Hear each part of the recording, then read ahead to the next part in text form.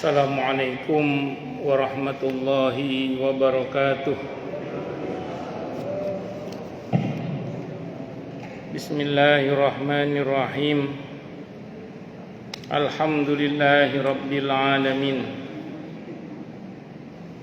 Wa bihi nasta'inu ala umurid dunya waddin. Wassalatu wassalamu ala asyrafil anbiya'i wal mursalin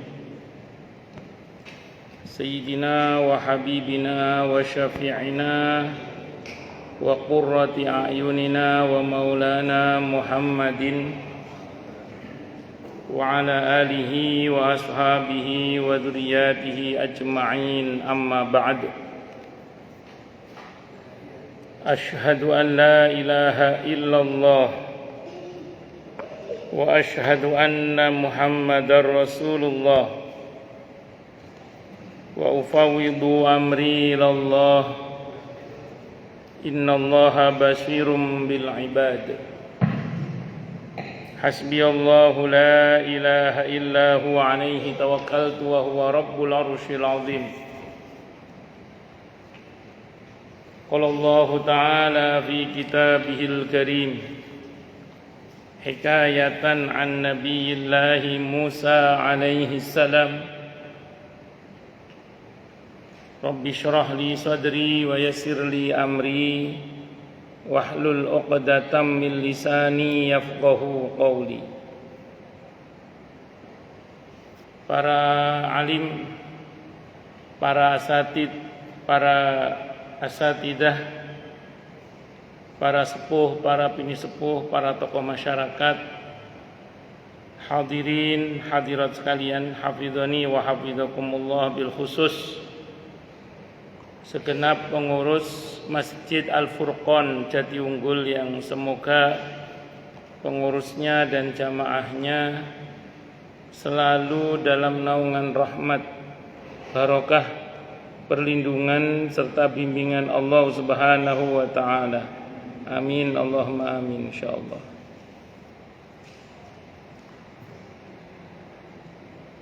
Allahumma inna nas'aluka ilman nafi'a wa rizqan thayyiba wa amalan mutaqabbala wa fatahallahu lana futuhal arifin.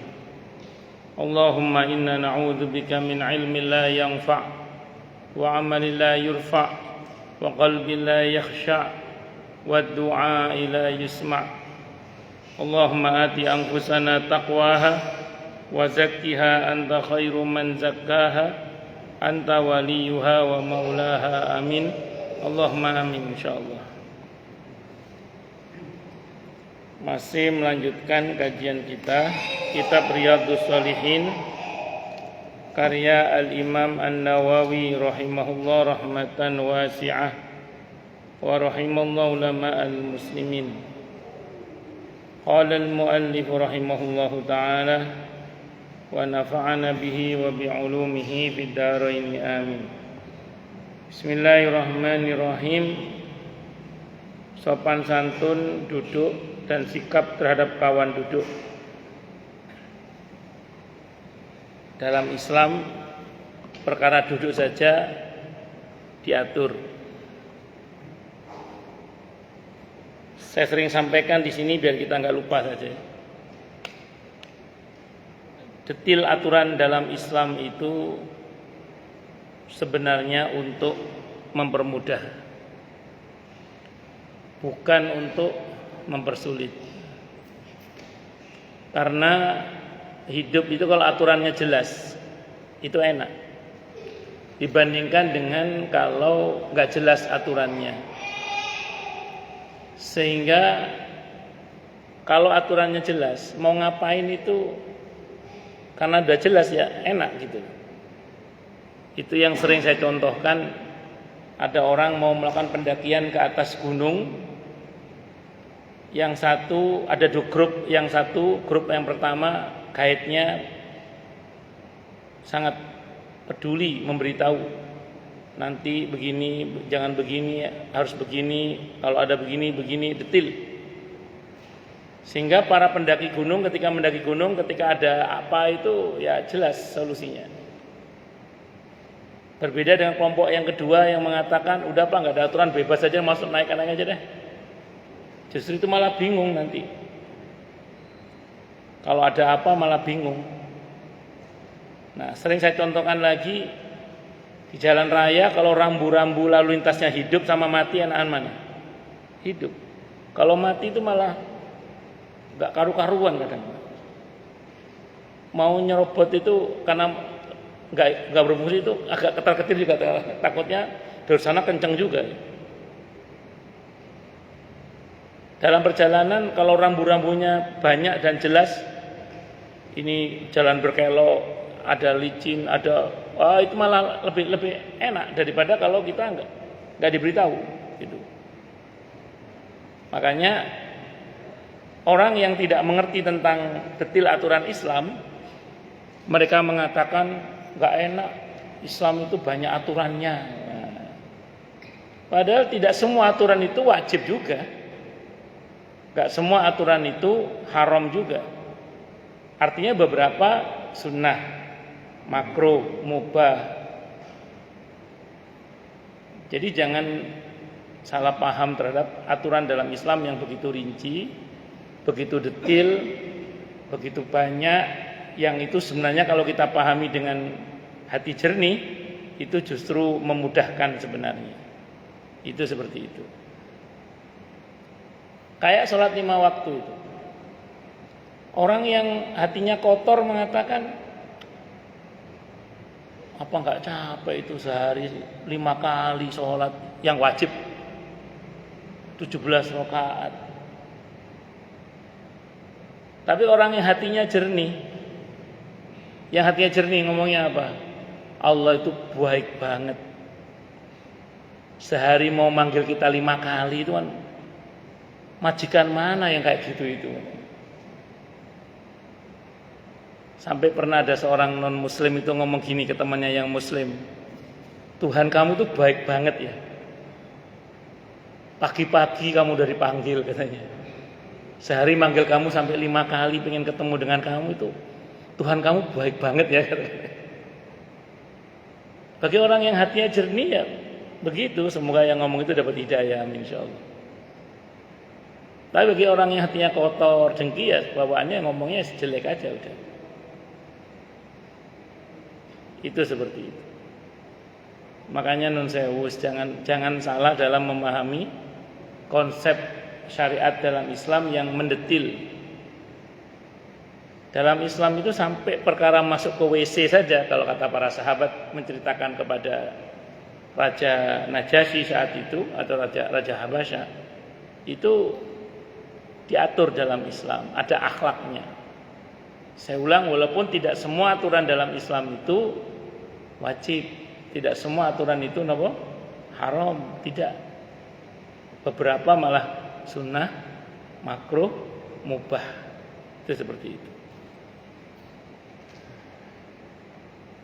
An Ibnu Umar, diceritakan dari Abdullah ibn Umar radhiyallahu anhuma qala, beliau berkata, qala telah bersabda siapa Rasulullah sallallahu alaihi wasallam, la yuqimanna ahadukum rajulan min majlisihi thumma yajlisu fihi walakin tawassa'u wa tafassahu wa kana Ibnu Umar idza qama lahu rajulun min majlisihi lam yajlis fihi.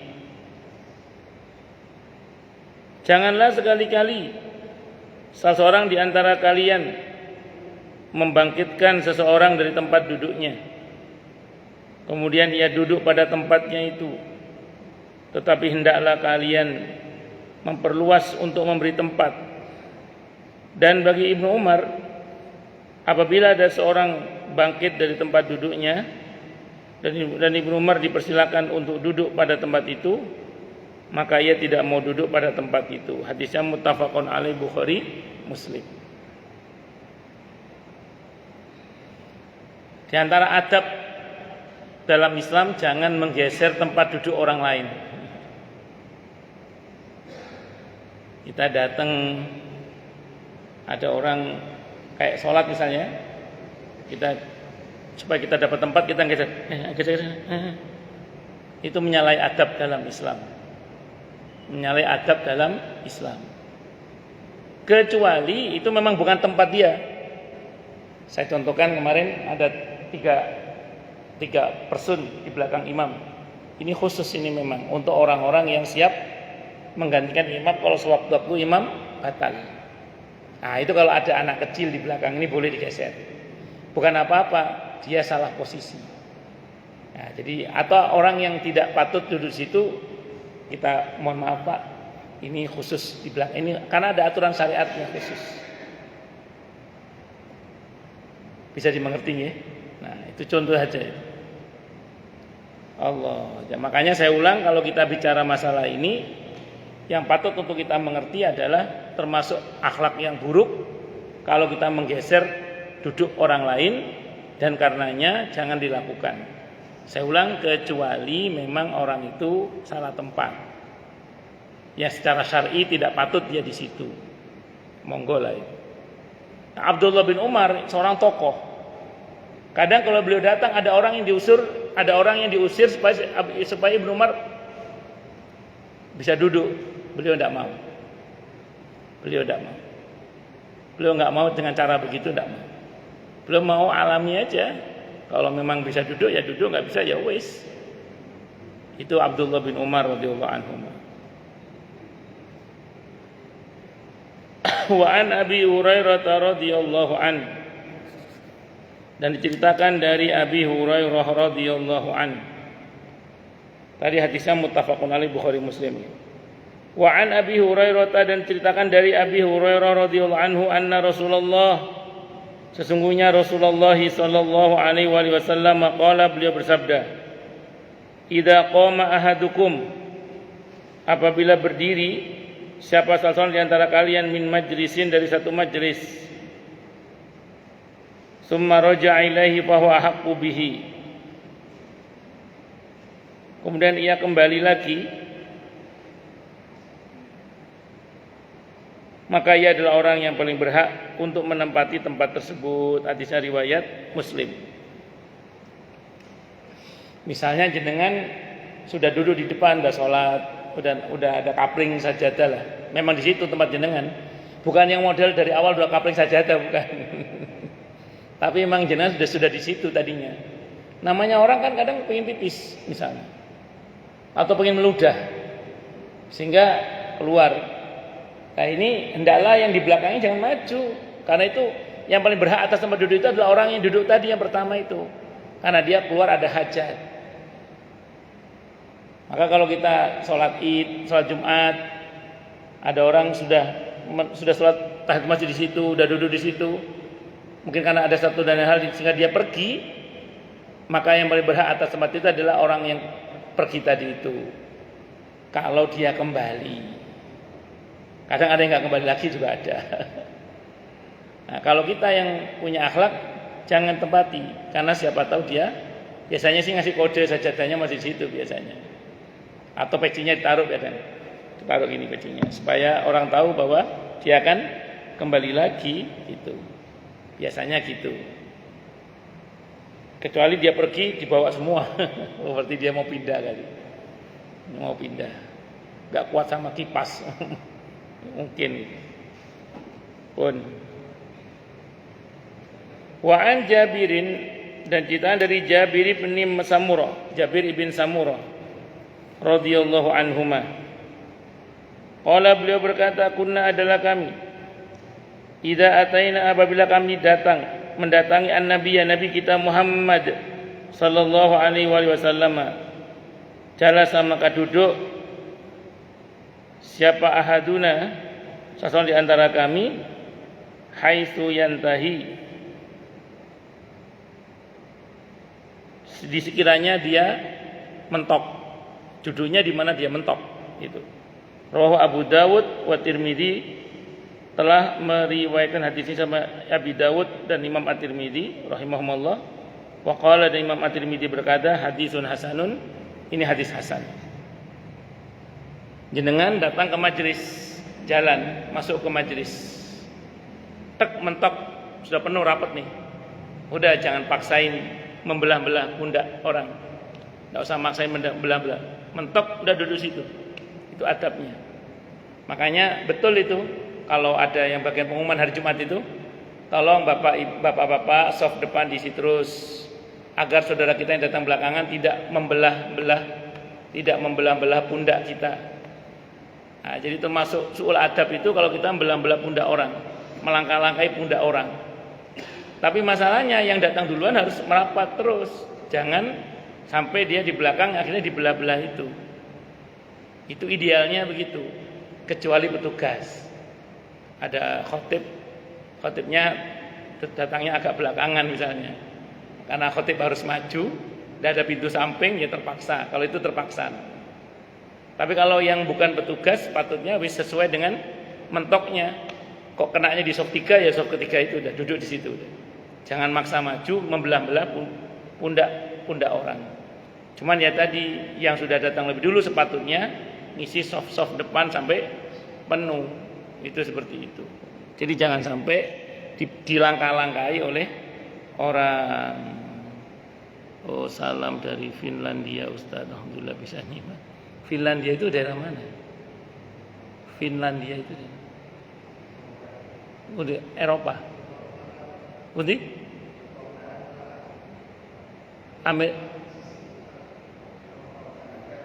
Amerika? Oh, Eropa Utara. Eropa Utara. Oh.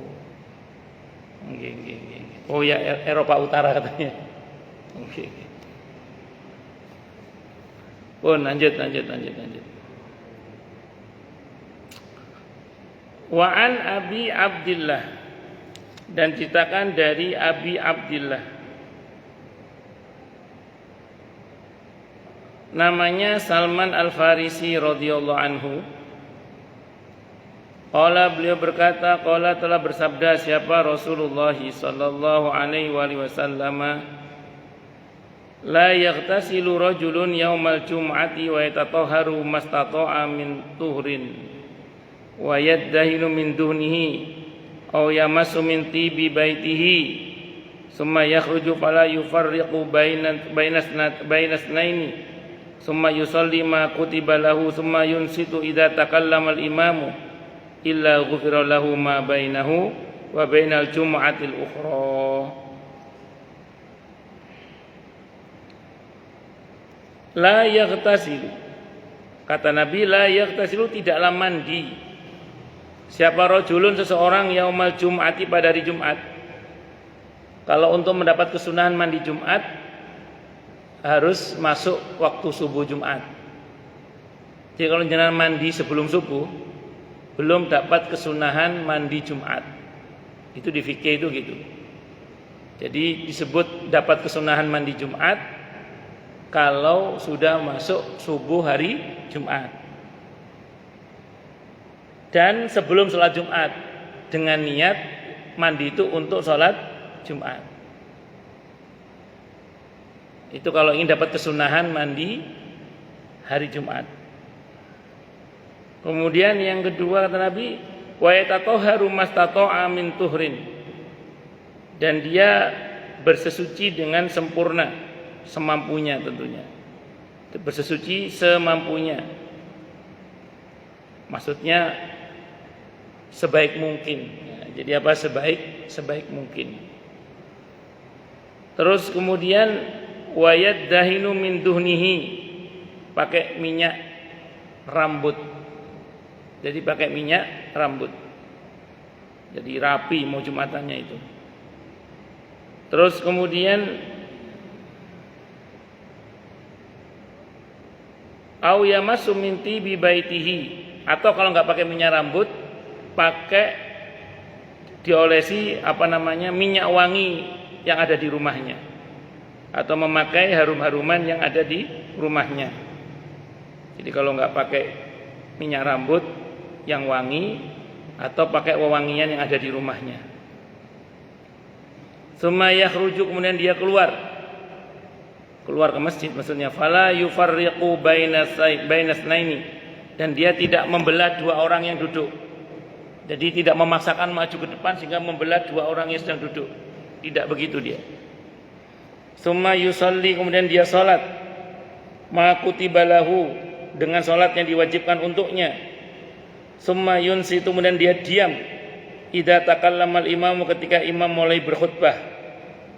Kalau dia begitu, kalau dia melakukan semua itu, illa ghufira lahu ma bainahu wa bainal jum'atil ukhra. Maka tidaklah semua itu kecuali dia akan diampuni oleh Allah dosa-dosanya antara Jumat itu dan Jumat yang akan datang. Rawah al-Bukhari, hadisnya riwayat Imam Bukhari. Nah, ini pentingnya kita menjaga adab. Di antara adabnya adalah kalau mau Jumatan mandi. Kalau kita ingin dapat kesunahan mandi Jumat, subuh Jumat, hari Jumat subuh dan setelahnya, siang tidak apa-apa, yang penting belum Jumatan.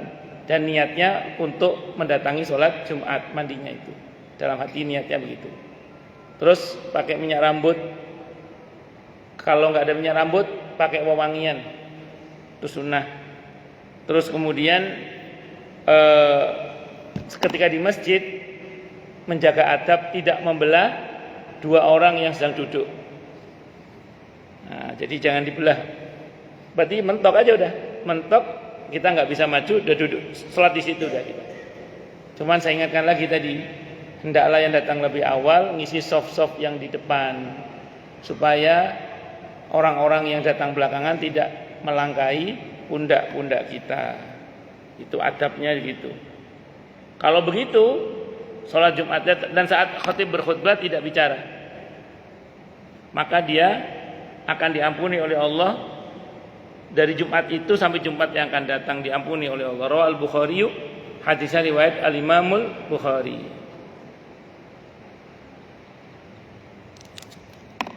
Wa an Amr ibn Shu'aib radhiyallahu anhu.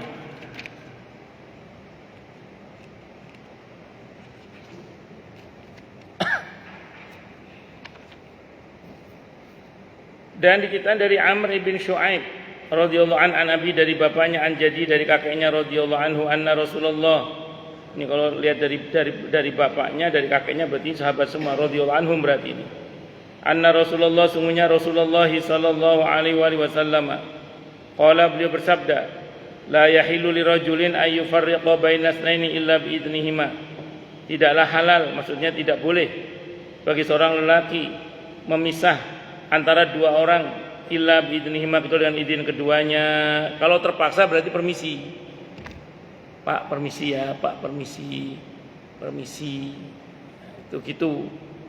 Rawahu Abu Dawud, telah meriwayatkan hadisnya Pak Imam Abu Dawud, wa Tirmidzi, wa qala, dan beliau berkata hadisun hasan, hadis hasan. Wa fi riwayatin, dalam riwayat yang lain, li Abi Dawud, bagi Imam Abu Dawud, la yajlisu baina rajulaini illa bi idnihima. Janganlah duduk di antara dua orang kecuali dengan izin keduanya. Ada orang duduk begitu, kan ada space dikit itu. Misalnya mau duduk tengah-tengahnya, harus izinnya, jangan langsung drop gitu aja, jangan. Permisi, boleh saya isi yang kosong ini. Itu unggah-ungguhnya, sopan santunnya. Sopan santunnya itu gitu. Ini hadisnya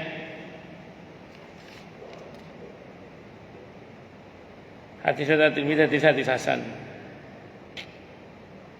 Wallahu alam bisawab. Pun. Nah, ini adab dalam Islam mengenai duduk nih. Wa an Hudzaifah, dan ceritakan dari Hudzaifah Ibn al-Yaman radhiyallahu anhu, anna Rasulullah, sungguhnya Rasulullah sallallahu alaihi wasallam, la'ana, melaknat. Kalau ada istilah laknat berarti dosa besar. Kalau ada hadis, ada kata-kata Rasulullah melaknat, Allah melaknat, dilaknat oleh malaikat, itu berarti dosa besar. Saya ulang ya, kalau ada kata dilaknat berarti apa? Dosa besar. Contoh. La'anallahu dzawaqina wa dzawaqat. Allah melaknati laki-laki dan perempuan kalau nikahnya hanya untuk mencicip-cicipi saja. Nah, itu. Jadi Allah melaknati laki-laki dan perempuan kalau nikahnya hanya untuk mencicip-cicipi saja. nikahnya nggak serius, niatnya. Nah, kalau nikah itu targetnya sampai surga. Jangan cuma untuk mencicip-cicipi saja, sehingga kawin cerai. Allah, itu dilaknat. Itu perbuatan itu kalau disengaja, nikahnya hanya untuk mencicip-cicipi saja, itu dilaknat, dosa besar. Akad nikahnya mungkin sah, tidak zina juga, cuman niat yang salah itu menjadikan perbuatannya itu dilaknat, sehingga bisa menjadi dosa besar. Satu. Contoh yang lain misalnya, kalau seorang suami memanggil istrinya ke tempat tidurnya untuk berhubungan suami istri, terus kemudian si suami menolak, si istri menolak, sehingga si suami marah, maka bagi istri itu laknat sampai suaminya ridho misalnya. Nah, maka termasuk dosa besar adalah ketika istri diajak oleh suami, dia menolak padahal tidak ada udzur. Nah, makanya termasuk dosa besar adalah ketika suami ngomong ma, istri moh. Nah, itu dosa besar. Itu diantaranya. Dangge bu, dangge ma, moh. Kecuali ada udzur. Kalau ada udzur beda bab. Allah Akbar.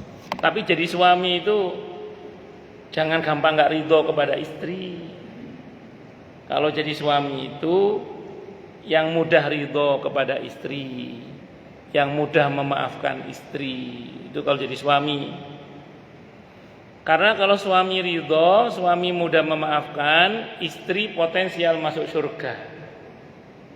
Kalau istri masuk surga, potensial ngajak suami masuk surga. Kalau suami nggak gampang ridho, nggak gampang memaafkan istri, ngerinya istri potensial masuk neraka.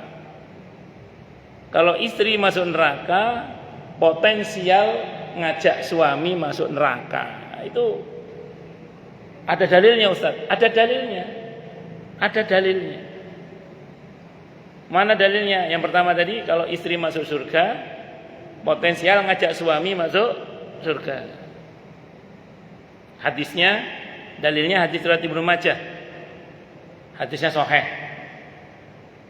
Ketika ahli surga masuk surga, apa kata dia? Ya Allah, mana dulu yang pernah sholat bareng dengan saya?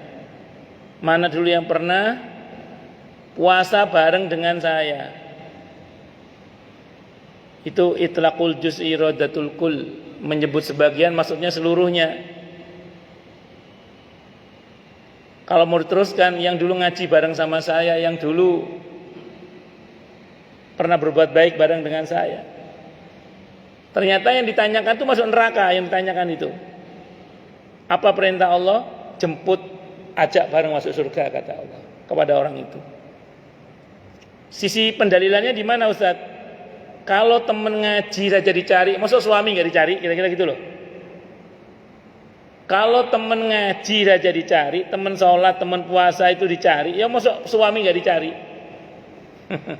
Maksud mau lontang lantung tengah tengok dewean di surga ya, mesti cari suaminya lah.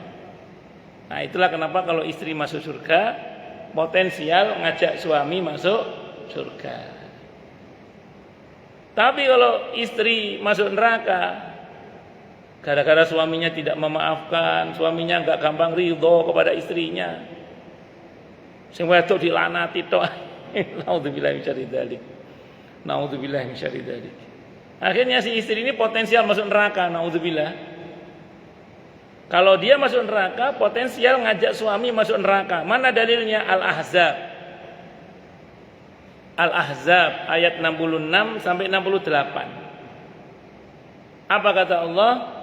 Yauma tuqallabu wujuhuhum finnar, pada hari di mana wajah-wajah mereka dibolak-balikkan dalam api neraka. Yaquluna, mereka berkata, ya laitana, aduh, ata'nallaha wa ata'nar rasulah. andaikan dulu aku taat kepada Allah dan Rasulnya, tentu aku tidak masuk neraka begini. Wa qalu, dan mereka berkata, Rabbana, wahai Tuhan kami, inna, sungguhnya kami masuk neraka ini gara-gara ata'na sadatana wa kubara'ana fa'adalluna sabila. Gara-gara kami mentaati pemimpin kami dan orang-orang besar di antara kami, maka mereka menyesatkan jalan kami. Pemimpin dalam arti luas siapa? Gubernur, wali kota. Dalam arti sempit siapa pemimpin bagi seorang istri? Suaminya. Dia merasa masuk neraka itu gara-gara suaminya, karena suaminya menyesatkan jalan dia, nggak pernah menasihati, nggak pernah mengingatkan, nggak pernah mendoakan. Apa tuntutan istri ini? Rabbana atihim dhi'faini minal adabi wal anhum la'nan kabira. Wahai Tuhan kami, berikanlah pada pemimpin kami, kalau istri ya suaminya, 2 kali lipat siksa yang kami rasakan, dan laknatlah mereka dengan laknat yang besar. Tadinya suaminya mau masuk surga nggak jadi, gara-gara dituntut oleh istrinya untuk masuk neraka, ngancani DE, gara-gara DE bisa loh dia masuk neraka. Makanya jadi suami mudahlah memaafkan istri, mudah ridho. Sebagian suami itu kadang nakal ke istrinya itu, aku gak ridho loh, aku gak ridho. Jangan gitu, gak ridho. No?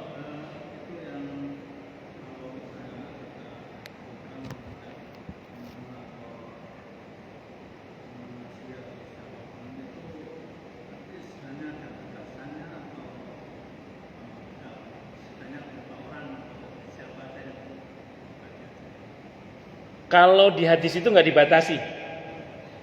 Ada riwayat yang mengatakan 70. 70 itu maksudnya banyak. Ada yang mengatakan begitu. Tapi secara umum buat disebutkan berapanya. Nah, itu pas menanggapi hadis itu, Hasan Al-Basri dawuh. Apa kata Hasan Al-Basri? Nanti kalau kalian masuk surga, tidak ketemu saya, tolong tanyakan kepada Allah mana Hasan Al-Basri. Nanti bapak-bapak, ibu-ibu kalau masuk surga kok nggak ngelihat saya, tolong tanyakan kepada Allah mana Pak Subhan. Biar kita nanti bareng-bareng masuk surga tanpa hisab, tanpa adab. Amin.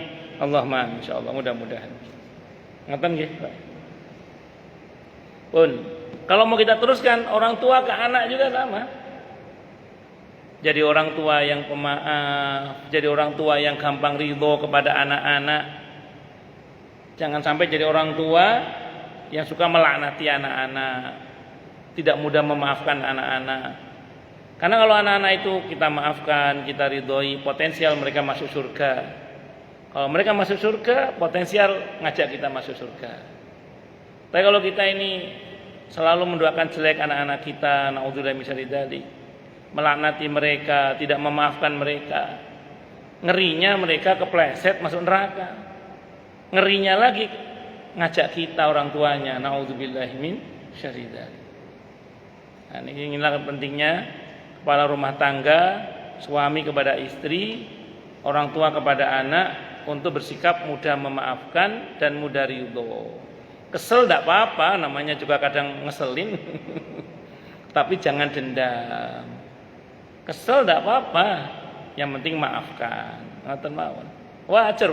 Sopo sing ketika ngeselinan biasa. Tapi ya sabar, dimaafkan, ridho, ngoten nggih. Pun. Bismillahirrahmanirrahim. Wa an Hudzaifah al-Yamani. La'ana mengutuk. Siapa Rasulullah Muhammad sallallahu alaihi wasallam? Dosa besar berarti ya. Man, orang jalasa yang duduk wastal halqati, di tengah-tengah lingkaran majelis. Hadis riwayat Abi Dawud dengan sanad hasan. Maksudnya nyerobot, ini maksudnya. Kayak ini halaqah namanya ini. Saya menghadap jenengan, jenengan menghadap ke saya, ini namanya halaqah. Halaqah itu enggak harus lingkaran betul, enggak harus. Halaqah ini ada yang ada yang menghadap, ada yang saling menghadap itu halaqah. Ini halaqah namanya. Apa ini kan tidak penuh ini. Kalau dulu kan di masa Nabi itu kalau ada halaqah itu ini rapat Pak dulu Pak. Kalau di masa Nabi itu. Jadi majelisnya Nabi itu sahabat itu rapat. Ke Nabi itu rapat dulu itu. Rapat sehingga kalau ada orang memaksakan diri di depan itu pasti nyerobot banyak orang. Nah, Nabi nggak suka begitu itu. Beliau melaknati perbuatan itu, pertanda bahwa itu dosa besar, tidak boleh. Kalau dosa besar ya zalim itu, zalim kepada banyak orang. Itu seperti itu. Kecuali dipersilakan maju kan ada kepentingan itu beda bab. Warawa Tirmidzi dan telah meriwayatkan hadis siapa At-Tirmidzi Imam At-Tirmidzi an Abi Mijlas dari Abi Mijlas. Tadi hadisnya dari Abi Daud dengan sanad yang hasan. Anna rajulan sungguhnya ada seorang lelaki qa'ada yang duduk wasto halqatin di tengah-tengah halaqah lingkaran majelis. Faqala maka berkata siapa Hudzaifah mal'unun ala lisani Muhammadin. Orang seperti itu terlaknat atas lisan Nabi Muhammad SAW. Aula anallahu ala lisani Muhammadin. Atau Allah melaknati orang itu atas lisan dengan melalui lisan Nabi kita Muhammad SAW. Aula anallahu atau Allah melaknati ala lisani Muhammadin melalui lisan Nabi Muhammad SAW. Man seseorang jalasa yang duduk wasatul halqati di tengah orang yang duduk di tengah-tengah halaqah ilmu, halaqah majlis, lingkaran majlis. Qala Tirmidzi hadisun hasanun sahihun. Saya ulang ini di tengah majlis maksudnya dia nyerobot ya. Nyerobot maju ke depan yang mendolimi orang-orang yang datang duluan. Nah, ini tidak boleh dalam Islam. Bukan berarti tidak boleh bikin majelis ilmu dengan bentuk halaqah loh ya. Kan ada halaqah Quran biasanya kalau di beberapa masjid ada halaqah Quran, gurunya di tengah. Nyimak satu persatu muridnya. Kalau itu tidak apa-apa. Yang dimaksud ini adalah orang nyerobot masuk ke tengah-tengah majelis. Padahal sudah rapat. Nah, berarti dia menyingkap dan melangkahi pundak-pundak orang lain. Tapi itu Ustaz di Mekah itu kadang orang-orang hitam itu jelek. Jangan ditiru. Jangan ditiru. Enggak semua orang yang di Mekah itu ngerti agama. Enggak semuanya ngerti akhlak. Macam-macam. Jadi jangan dikira kalau di Mekah mesti bener, enggak mesti. Kadang orang itu ubudiahnya niru orang sana. Padahal belum tentu itu orang alim. Bisa jadi orang awamnya. Allah, jangan ditiru.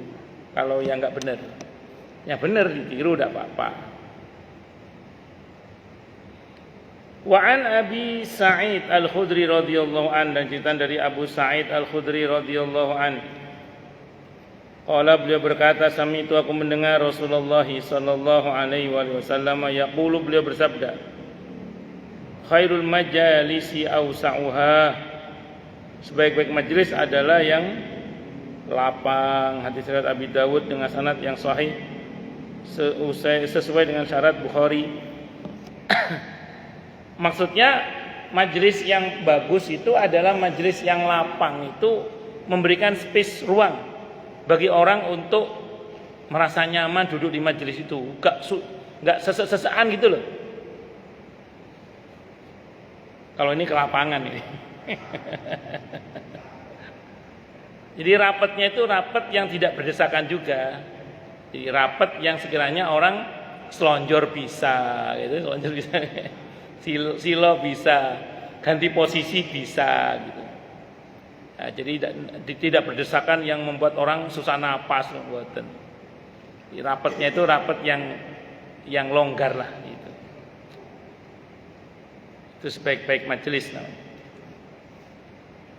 Wa an Abi Hurairah radhiyallahu an dan ceritakan dari Abi Hurairah radhiyallahu an. Qala beliau berkata, qala telah bersabda siapa Rasulullah sallallahu alaihi wasallam.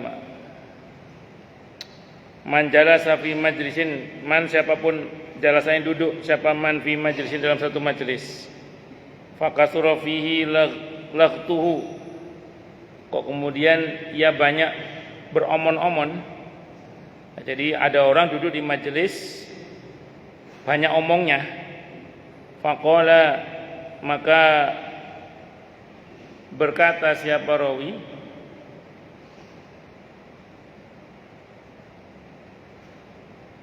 qabla ayyaquma min majlisihi, maksudnya itu sebelum dia berdiri dari majelisnya dalika itu.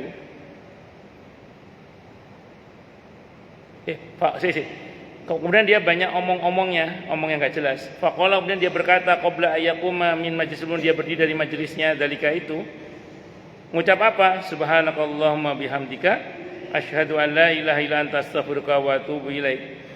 Ghufira lahu ma kana fi majlisihi dzalik. Maka diampunilah untuknya dosa-dosa yang ada di majelisnya itu. Rawahu Tirmidzi wa qala haditsun hasanun shahihun. Ini pentingnya kafaratul majlis. Makanya kalau kita baca kafaratul majlis, kalau di tempat itu kita tadi banyak ngomong yang enggak jelasnya, insyaallah diampuni oleh Allah gara-gara membaca kafaratul majlis. Subhanakallahumma bihamdika asyhadu an la ilaha illa anta astaghfiruka wa atubu ilaik. Tapi ini jangan dipakai alasan gini. Menggibah aja enggak apa-apa, nanti kita baca kafaratul majlis, enggak boleh. Udah kita maksiat aja enggak apa-apa, nanti baca kafaratul majlis. Bukan itu maksudnya. Majelis kita tetap majelis yang mubah atau majelis yang sunnah atau majelis yang wajib berkaitan dengan majelis ilmu, majelis zikir atau majelis jagongan yang mubah lah. Nah itu takutnya kan kadang orang itu keceplosan ngomong apa. Nah yang begitu-begitu diampuni oleh Allah insyaallah gara-gara baca kafaratul majlis. Subhanakallahumma bihamdika asyhadu an la ilaha illa anta astaghfiruka wa atubu ilaik. Makanya jangan lupa membaca apa tadi, kafaratul majlis. Wa an Abi Barzah, dan ceritakan dari Abi Barzah radhiyallahu anhu qala, beliau berkata, karena ada siapa Rasulullah sallallahu alaihi wasallam yaqulu, beliau bersabda, bi akharatin idza arada ay yaquma minal majlisi subhanakallahumma bihamdika asyhadu an la ilaha illa anta astaghfiruka wa atubu ilaik. Ya, apabila Rasulullah Muhammad sallallahu alaihi wasallam hendak bangkit untuk meninggalkan satu majelis, maka ucapan paling akhir diucapkannya adalah subhanakallahumma bihamdika asyhadu an la ilaha illa anta astaghfiruka wa atubu ilaik. Faqala, maka berkata siapa rajulun, seseorang, ya Rasulullah, wahai Rasulullah, innaka la taqulu qaulan ma kuntu taquluhu fima madha. Wahai Rasulullah, panjenengan telah membaca sesuatu yang aku sebelumnya belum pernah baca. Faqala, maka bersabda siapa Nabi kita Muhammad sallallahu alaihi wasallam, kafaratun lima yakunu fil majlis. Yang aku baca tadi itu adalah sebagai penebus dosa terkait dengan apa yang ada di dalam majlis tersebut.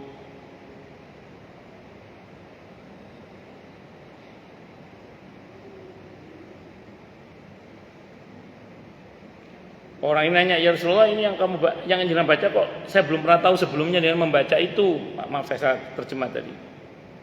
Maka Nabi mengatakan itu tadi adalah bacaan, kalau kita baca bisa menjadi penebus dosa di majelis tersebut.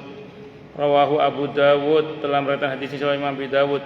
Wa rawahu Al-Hakim, dan telah meriwayatkan hadis Imam Al-Hakim. Namanya Abu Abdillah fil Mustadrak, dalam kitab Al-Mustadrak, min riwayat Aisyah, dari riwayat Siti Aisyah radhiyallahu anha, wa qala, beliau berkata sahihul isnad, isnadnya sahih. Nanti sepeninggal Nabi, para sahabat tidak hanya baca kafaratul majlis, tapi setiap kali selesai majlis beliau membaca surah wal asri, itu wal asri innal insana lafi khusrin illa alladziina amanu wa amilus solihati wa tawasaw bil haqqi wa tawasaw bis sabr. Itu kebiasaan para sahabat sepeninggal Nabi, kalau habis majelis membaca wal asri au kama qala. Di samping ini tetap subhanakallahumma bihamdika asyhadu an la ilaha illa anta astaghfiruka wa atubu ilaik. Sallallahu alaihi Muhammad. Biasanya pakai selawat juga. Kok pakai selawat Ustaz? Di Bulughul Maram ada hadis yang berbunyi Sebuah majelis kalau tidak dibacakan sholawat di dalamnya maka busuk seperti bangkai. Makanya diupayakan, kalau jenengan sering dengar saya kan, subhanakallahumma bihamdika asyhadu an la ilaha illa anta astaghfiruka wa atubu ilaik. Sallallahu alaihi Muhammad wa ala alihi wasallam. Saya mohon maaf gitu. Itu biasanya gitu. Itu mengamalkan apa yang ada di Bulughul Maram. Kalau berkaitan dengan wal asri kita jarang ya. Yang sering itu anak-anak TPQ ini. Anak-anak TPQ itu sebelum pulang kelas baca wal asri innal insana lafi khusrin illal ladzina amanu wa amilus solihati wa tawassaw bil haqqi wa tawassaw bis sabr. Nah, itu kebiasaan para sahabat sepeninggal Nabi itu sering baca itu sebelum meninggalkan majelis. Di samping yang utama adalah subhanakallahumma bihamdika asyhadu an la ilaha illa anta astaghfiruka wa atubu ilaik. Baik, silakan yang mau tanya, protes, marah boleh silakan. Masalah itu masalah yang lain boleh, monggo kalau ada. Kalau enggak ada berarti jelas semua atau tidak jelas semua. Nggih, monggo Pak Haji Amri.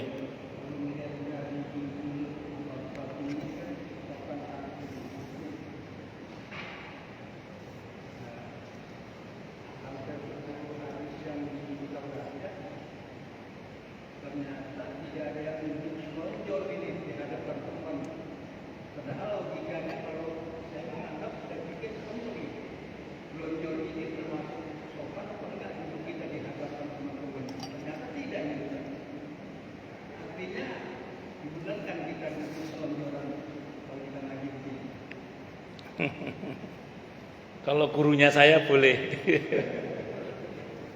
Kalau saya sering bilang di majelis, sebagai tanda saya izinkan karena saya enggak tega kalau ada jamaah ngajinya tersiksa. Kalau saya sering bilang, silakan yang mau selonjor, berdiri, lompat-lompat boleh silakan. Kalau sama saya boleh Pak. Jadi kalau di majelis saya selonjor insya Allah tidak menyalahi adab karena saya izinkan.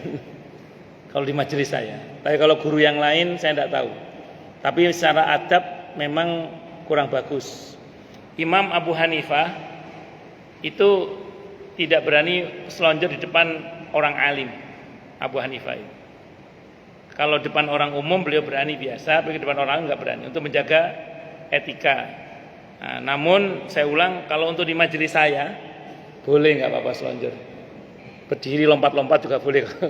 Betul, saya serius, saya tulus mengatakan itu, bukan pura-pura saya. Saya sama sekali tidak tersinggung, justru saya kasihan kalau ada jamaah itu duduk tersiksa itu saya nggak tega itu, nggak tega. Jadi kalau di majelis saya boleh Pak Jamri, boleh tidak apa-apa. Insya Allah tidak menyalahi adab karena diizinkan. Tapi kalau guru yang lain saya kurang tahu, karena masing-masing guru punya kebijakannya sendiri-sendiri biasanya. Wallahu a'lam bishawab. Ngoten nggih Pak Haji Amri nggih. Enggak yang lain silakan. Kalau ada. Nggih monggo Pak Haji. Waalaikumsalam warahmatullahi wabarakatuh. Saya punya teman itu rata-rata Pak, ada yang meninggal itu mengerjakan semoga husnul khotimah. Ada itu kan kurang tepat apabila mereka sudah meninggal. Dan paling tepat bagaimana? Sepengetahuan saya, setahu saya kan biasanya diucapkan oleh Pak Ustadz kepada jamaahnya, semoga Bapak Ibu nanti meninggalnya husnul khotimah. Nah, apakah yang paling tepat menurut Pak Ustadz kita ucapkan itu saat apa pada siapa dan saat apa? Baik. Kalau saya secara pribadi termasuk yang sebenarnya kurang setuju dengan doa husnul khotimah bagi orang yang sudah meninggal. Karena husnul khotimah itu baiknya penutupan. Dia udah ditutup ya. Kok kita doakan semoga husnul khotimah. Nah, itu secara bahasa ya. Saya termasuk yang kurang setuju dengan doa itu. Ya, doa yang tepat itu ya sebagaimana doa Nabi mendoakan ampunan, rahmat, dilapangkannya kubur dan lain sebagainya. Itu doa yang tepat sebenarnya. Namun begini Pak Jidiro, kalau berusaha memaklumi, Saya ulang, saya nggak setuju, tapi saya berusaha memaklumi. Barangkali yang orang ini maksud, semoga husnul khotimah itu, maksudnya itu mungkin dia ingin memberikan kesaksian bahwa orang ini insya Allah husnul khotimah. Itu maksudnya mungkin. Nah, sehingga kalau kesaksian orang kan bermanfaat bagi si mayit. Itu mungkin maksudnya. Cuman saya ulang, kalau secara bahasa kurang tepat karena sudah ditutup dia. Nah, yang betul adalah mintakan ampunan, dilapangkannya kubur, dan dirahmati oleh Allah. Ngaten. Wallahu a'lam bishawab.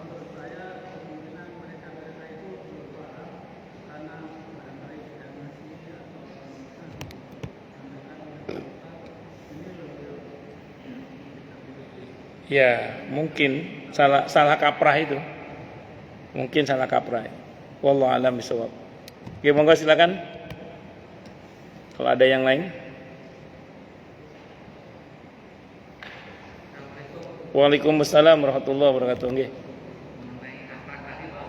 Nggih.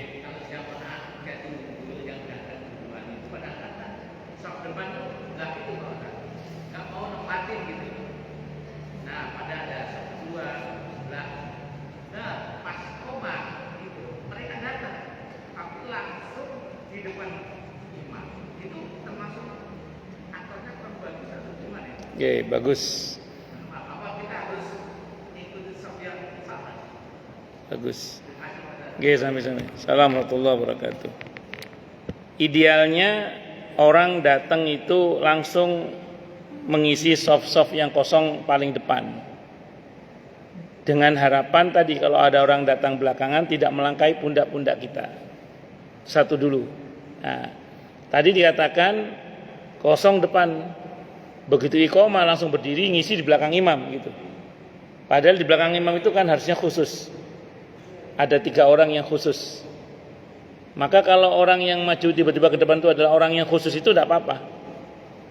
Tapi kalau bukan, jangan coba-coba di belakang imam. Nabi itu wanti-wanti betul. Tolong yang di belakang saya adalah orang yang utama di antara kalian. Jadi jangan sembarang orang. Karena yang di belakang imam itu harus siap menggantikan imam kalau imam tiba-tiba batal. Ngoten. Wallahu a'lam bishawab. Nggih. Nggih. Jadi yang di sop 2 itu kan sudah duluan mereka. Nggih. Udah. Nggih. Nggih. Saya datang mamanya. Oh nggih. Di belakang imam itu kesalahannya. Boten lah itu. Itu berlomba-lomba dalam kebaikan untuk mencari posisi sop pertama.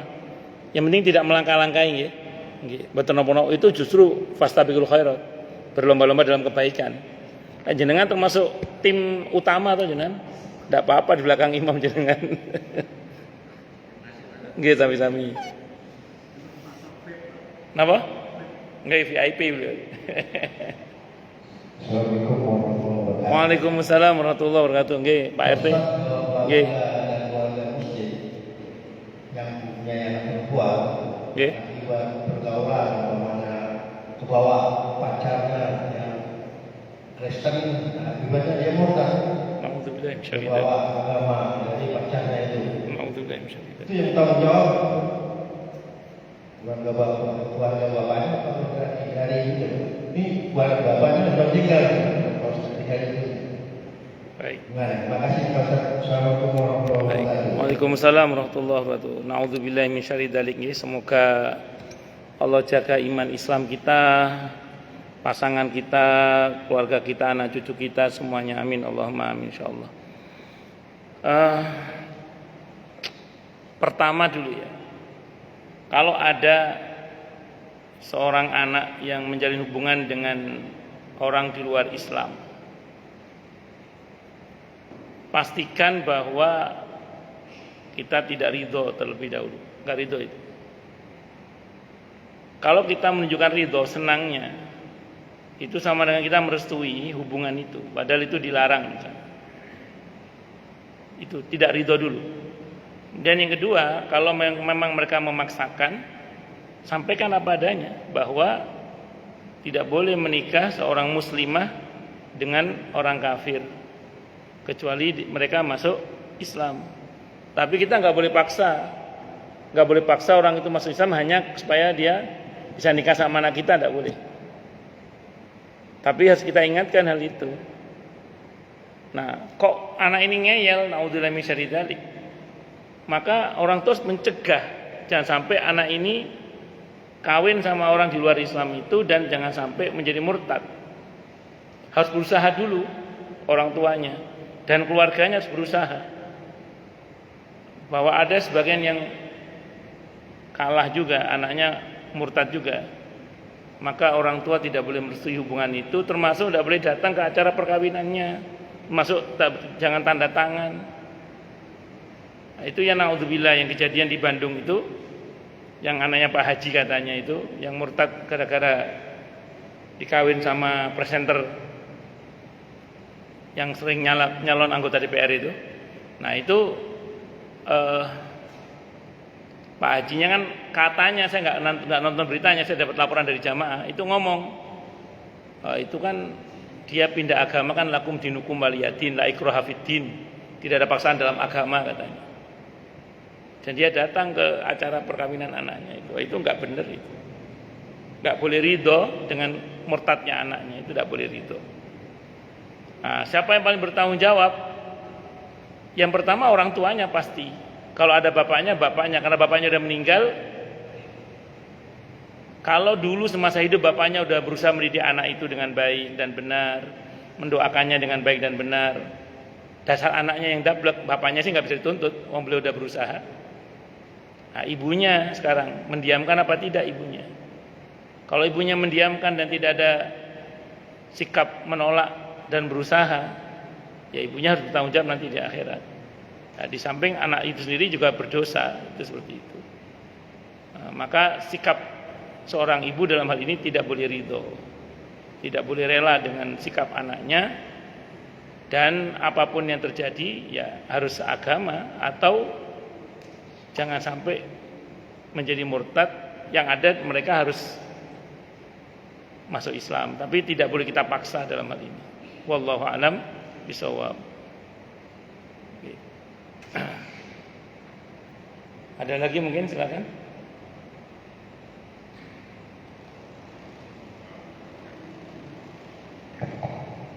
Monggo. Terima kasih Ustaz. Nggih. Waalaikumsalam warahmatullahi wabarakatuh. Sebenarnya saya ingin menambahkan apa yang disampaikan oleh Pak Iwan tadi. Nggih. Memang sebagai orang tua bertanggung jawab anak sampai anak itu kalau sampai dia kabur bagi perempuan sudah itu adalah tanggung jawab kepada suaminya itu. Kemudian kepada laki-laki itu sampai kapanpun ya usia masih ada. Nah terkait dengan apa yang disampaikan oleh Pak Iwan tadi, ya kalau misalnya seorang anak sebelum mereka itu anak kita perempuan misalnya, sebelum anak itu melakukan pernikahan dengan laki-laki yang beda agama, mereka sudah minta duluan. Nah ini mungkin yang akan ditanya oleh Pak Iwan tadi, sampai sejauh mana batas tanggung jawab seorang ibu kalau bapaknya sudah meninggal kepada anak yang bukan tadi. Ya. Kalau misalnya seorang ibu itu sudah berusaha maksimal, mungkin kalau ahlinya ya tidak merestui atau bahkan ya tidak sama sekali, ini adalah merupakan perlawanan kepada seorang ibu terhadap anaknya yang tidak seakidah lagi dengan ibunya. Nah, mungkin saya meluruskan apa yang saya dapat Pak Iwan tadi, apakah ya seorang ibu masih bertanggung jawab terhadap anak yang sedemikian, atau misalnya pada titik si ibu tadi ya bukan hanya melawan dalam hati, tapi sudah tidak semua meninggalkan ya dalam keadaan yang murtad, silakan ya dengan laki-laki yang tidak sadar sampai disitulah batas tanggung jawab seorang ibu. Khawatir nanti kalau misalnya masih buat tanggung jawab seorang ibu, nah ini sangat berbahaya sekali. Bagaimanapun juga ya ibu tadi misalnya ya beribadah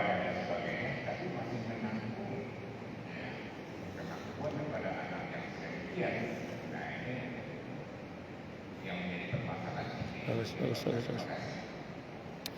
Di dalam Islam itu ada prinsip alla taziru waziratun wizra ukhra. Seseorang itu tidak akan menanggung dosa orang lain.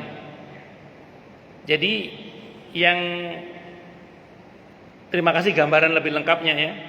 Jadi kan ibunya kan sudah berusaha mencegah kecolongan lah, dan berusaha untuk sudah tidak ridho dengan semua itu, bahkan marah, bahkan mengambil sikap mungkin sudah tidak lagi serumah karena beda akidah bla bla bla. Ini yang sering saya sampaikan. Itu sudah sikap yang benar. Tapi ada satu hal yang perlu tambahkan. Oke, mungkin kita udah capek menasihati, tapi jangan pernah capek mendoakan. Maka yang tersisa dari ibu itu, karena sudah tidak mungkin lagi melakukan yang lebih dari itu, karena sudah saking ngototnya anaknya. Satu, doakan terus anak itu dapat hidayah. Doakan terus dia kembali kepada Islam. Doakan terus sampai ibu itu meninggal atau anak itu meninggal. Itu sebagai bentuk tanggung jawab di hadapan Allah, yang mudah-mudahan dengan upaya maksimal itu beliau nanti di akhirat bebas tuntutan, karena menunjukkan bahwa beliau berusaha. Itu seperti itu. Ini yang sering saya bilang di mana-mana. Orang boleh capek menasihati, tapi jangan pernah capek mendoakan. Doakan terus. Saya mungkin pernah cerita di sini. Bisa jadi ini berkat doa orang tuanya juga. Akhir pandemi kemarin itu ada satu keluarga Pak Haji. Suami, istri, anak satu. Kalau anak satunya sudah masuk Islam terlebih dahulu. Mereka bersyahadat, bertiga ini bersyahadat. Rupanya si istri ini bukan asli non-muslim. Dia murtad dia. Kawin dengan seorang Chinese non-muslim. Suatu saat qaddarallah, ini Masya Allah ya. Anaknya yang pertama kan sekolah SD negeri. Pelajarannya sesuai dengan agamanya kan. Dia tidak mau. Saya tidak mau pelajaran agama saya maunya agama Islam. Gurunya bingung kan. Akhirnya ya wis, kata orang tua tidak apa-apa. Akhirnya dia belajar di SD negeri itu, belajar agama Islam. Terus dia ngomong, saya mau masuk Islam. Masuk Islam dia, bersyahadat. Nah, rupanya dia termasuk bagus dalam akhlak Islamnya itu, membuat ayahnya sama adiknya tertarik untuk masuk Islam. Akhirnya bapaknya yang Chinese non-muslim itu, yang dalam tanda kutip yang telah berhasil memurtadkan istrinya itu, masuk Islam dia akhirnya. Anaknya, adiknya masuk Islam juga. Kata istrinya, lah semua masuk Islam, saya nggak mau ngapain lagi, saya masuk Islam lagi aja katanya. Nah, tapi dia dengan kesadaran penuh bahwa dia salah dan memang dia mau masuk Islam kembali, dengan kesadaran, bukan karena ikut-ikutan, tapi karena memang dalam hatinya dia memang sebenarnya ingin tetap bertahan dalam agama, cuma karena pernikahan dan seterusnya itu. Nah, akhirnya dia bersyahadat 3 orang. Nah, itu kan kita tidak tahu ya perputaran takdir. Maka doa terus saja. Ibu itu doa terus saja. Doakan dapat hidayah, sadar, tobat. Itu seperti itu. Nah, kalau mengenai kedekatan, karena bagaimana menunjukkan nggak ada bekas anak ya. Nah, kalau memang sekiranya mungkin untuk tetap didekati dengan harapan ada kesempatan untuk menyadarkan yang bersangkutan, tentu mendekati itu lebih baik, jangan ditinggal. Tapi kalau justru dia, kalau kita dekati masif mendakwakan kesesatannya, yang model begitu dihindari aja, tidak apa-apa kalau itu. Wallahu a'lam bishawab. Tapi doa terus, sentuh dengan doa terus. Wallahu a'lam bishawab. Ada lagi? Cukup ya? Kita tutup dengan hamdalah. Alhamdulillahirabbil alamin. Semoga kajian kita bisa bermanfaat, mubarakah fid dini wad dunya wal akhirah, untuk kita, keluarga kita, dan seluruh umat Islam semuanya. Dan mudah-mudahan kita semua dijadikan oleh Allah sebagai orang-orang yang sukses dunia akhirat, selamat dunia akhirat, bahagia dunia akhirat, dan dipermudah setiap urusan kita oleh Allah fi dini wa dunya wal akhirah. Semoga Allah limpahkan hidayah selalu untuk kita. Semoga Allah tingkatkan selalu hidayah untuk kita, dan semoga Allah berikan hidayah untuk siapapun yang melihat kita. Subhanakallahumma bihamdika asyhadu an la ilaha illa anta astaghfiruka wa atubu ilaik. Sallallahu alaihi Muhammad wa ala alihi wasallam. Saya mohon maaf. Wassalamualaikum warahmatullahi wabarakatuh.